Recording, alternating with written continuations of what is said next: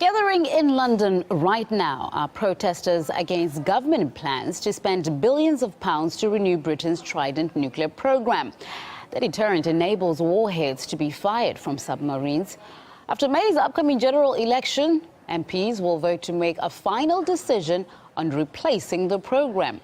Let's cross to RT's Laura Smith, who's at the rally. Laura, is there a lot of resistance to the government plans? Anybody split between the two teams? It's a very divisive issue, and I mean that literally. Often when polls are done about Trident, roughly half the people want it and half the people don't want it. But as you can hear, these people here are very vocal about not wanting Trident at all anymore. And there are thousands of them here. This crowd stretches all up and down Whitehall. They're marching so that they can gather just outside Parliament and shout about the fact that they don't want Trident to be renewed. The price tag, it seems, will be £100 billion for the renewal of Britain's nuclear deterrent. They say we don't need a nuclear deterrent and the money could be much better spent elsewhere. Some of the banners that you can see behind me: homes, not Trident; bombs, not books; health, not Trident; education, not Trident; anything but Trident, essentially. Representatives from CND, of course, here, also the unions, the Christian Church, the Muslim Association of Britain is also here, veterans. Now, the Ministry of Defence has already asked for an extra £260 million for the renewal of Trident, and that's before a vote's even been taken in Parliament, before MPs have even had a chance to decide whether, on behalf of the people, they want it or not. And of course, all this, as usual, against a background of swinging austerity cuts here in Britain. Everything is being cut. Austerity is the word on everyone's lips. Welfare, education, the health service. Austerity really is beginning to bite and is affecting everybody. Right, Laura Smith, they're marching on with that anti-Trident protest in London. We'll have more updates for you. Thank you very much. Right, Rebecca Johnson, Vice President of the Campaign for Nuclear Disarmament, explains why Scotland, where the Trident-carrying submarines are based, is against the project. Scotland rejects nuclear weapons on political grounds, on moral, on humanitarian, and also for their own environmental safety. And you'll see opinion poll after opinion poll shows 80% of Scots want to make Scotland completely nuclear free. The real argument for why the British people want to reject Trident is that it does not contribute to our security in any way. It costs a ridiculous amount when we want that money to be spent on our health, our education, our social services, and eradicating poverty. And so we basically want to send those missiles back to the US, and we want the British to stop spending the money on building submarines to carry the missiles and warheads to go on the missiles. So this is a US-UK weapon system that neither country actually has, any security to gain from. And the battle against Trident even inspired a guest on RT's Going Underground to create a rap. Watch the full version online or on RT UK later today, but here's a quick preview for you. With nuclear warfare being low on the agenda, then how can we possibly justify Trident's need or its fees, especially now when austerity is peak? But here's the situation. Trident needs to be renewed. It's going to cost £100 billion, and now they're looking at EU.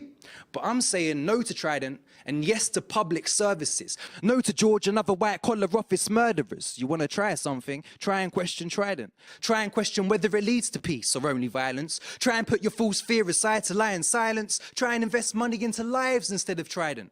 Try jobs. Try housing. Try education. Try welfare, not warfare. Try health and elevation. Try choosing people and try to do it sooner. Put Trident on trial and try choosing a future. Scrap Trident.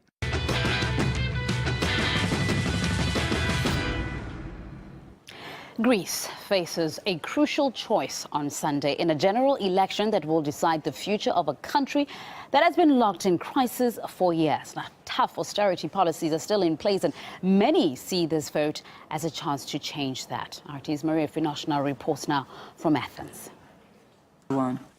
like they've all been in the years of crisis in Greece.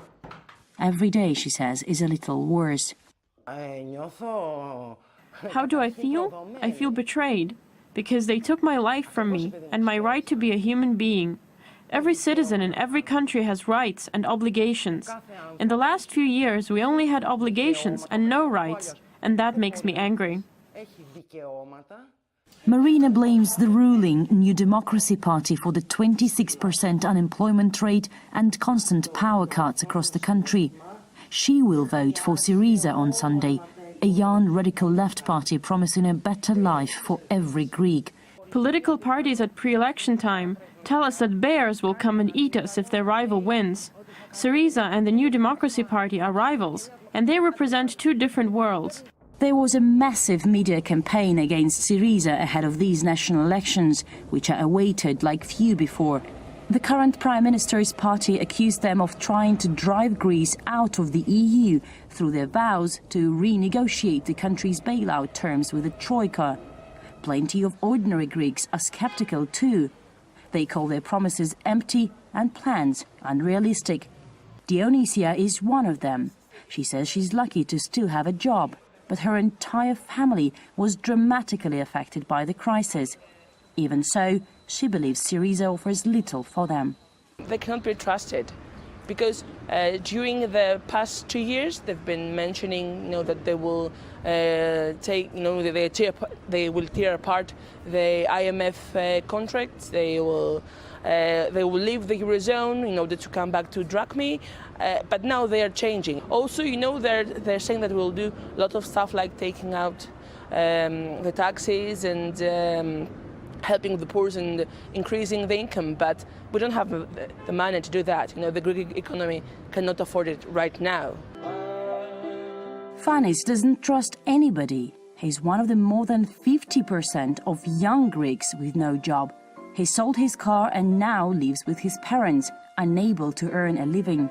He doesn't reveal who he's going to vote for on Sunday, but hopes anything that offers change can work. Surely I had to postpone many things and expectations, myself and all of us. But we always need hope despite all the difficulties. Fanis represents a large part of Greek society, frustrated and desperate. Like all those who go to vote, as well as those who choose to boycott the ballot, he wants to see the end of the economic nightmare, whatever the price. Greece is at the crossroads. The country that has been in crisis for almost 5 years is preparing to make an important step on Sunday. And no matter who wins, it's certain it will take some time to work out whether the result is a step forward or a move backwards.